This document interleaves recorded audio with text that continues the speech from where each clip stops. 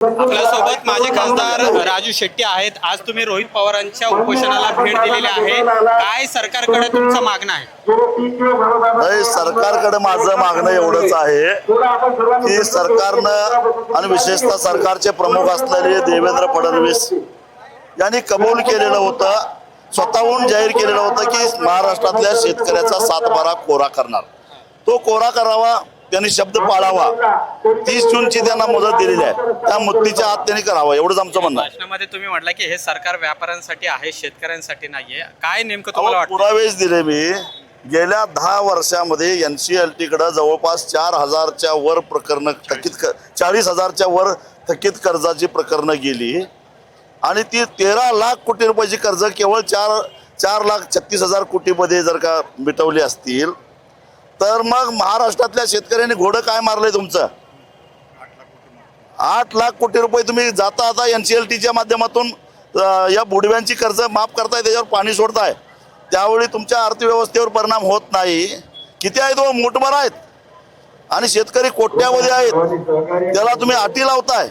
तुम्ही NCLTनं काय अट लावली? ती अमुक एवढ्या कोटीच्या आतलं कर्ज असेल तरच ते NCLT मध्ये घेऊ, त्याची मालमत्ता सगळी जप्त झाली का नाही बघू, आणि मग असं काय अटी लावल्या? काय NCLT कडे प्रकरण आलं, विल्हेवाट लावली, कवडी मोल किमतीनं ती मालमत्ता विकली आणि त्या कर्जातनं त्या कर्जदाराला मुक्त केलं।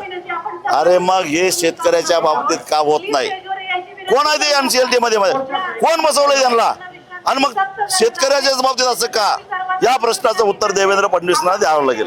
जी कर्जमाफी आता सरकारने केलेली आहे त्यावर देवेंद्र फडणवीस म्हणतात की शेतकरी यावर खुश आहे, समाधानी आहे। मला वाटतं की पक्ष फोडण्यासाठी देवेंद्र फडणवीस रात्री अपरात्री वेश बदलून फिरत होते। म्हणजे बगदादच्या खलिफानंतर वेश बदलून फिरणारे देवेंद्र फडणवीसच आहेत। त्यांनी आता एकदा वेश बदलून फिरावं महाराष्ट्राच्या ग्रामीण भागामध्ये आणि शेतकरी किती घाण शिव्या देतात ते तेवढं ऐकून घ्यावं। रोहित पवारांचा आज 3रा दिवस आहे, सरकारला काय आव्हान असेल? 3रा दिवस आहे उपोषणाचा, सरकार अजून ठोस निर्णय घेत नाही। सरकारला आम्ही इशारा दिलेला आहे, उगीच थट्टा करू नका उपोषणाची।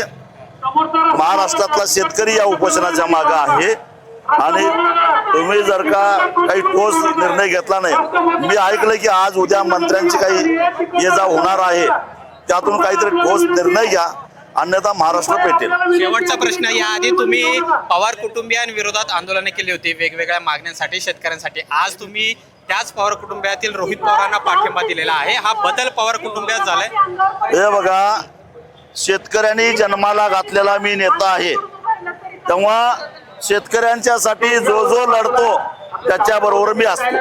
खूप धन्यवाद आमच्याशी बोलल्याबद्दल। कॅमेरामन रोहित वनकटेसह अमोल धर्माधिकारी, LS मराठी, पंढरपूर।